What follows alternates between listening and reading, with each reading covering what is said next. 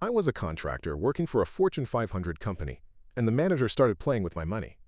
When I first started to do contract work for XYZ company, my pay period was about 15 days from the day I submitted my bills. As time went on, the manager started submitting bills later and later, so it ended up being 30 days. Then the company policy changed and they extended the pay period to 30 days, and then 45 days. At this point, I was a little upset, but I calmly walked up the stairs to his office and politely asked what was the status of specific bills and dates, so I knew when to expect the checks in the mail. I had just bought a house and had 2 kids and another on the way.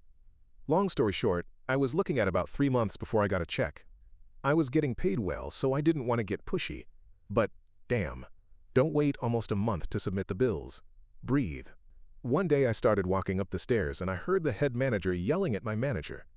I listened for a bit and heard him yelling about all the other vendors/contractors.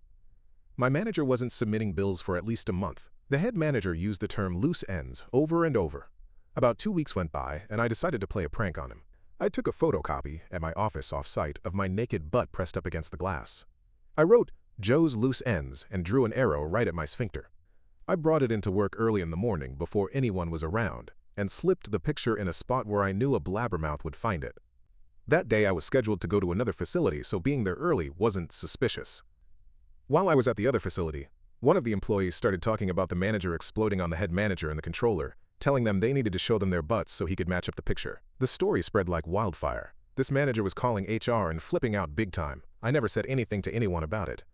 Eventually he was fired about a year later, and I was doing contract work for the new place he was working. I told the story right in front of him and everyone was laughing. This guy was so pissed that he didn't figure out it was me.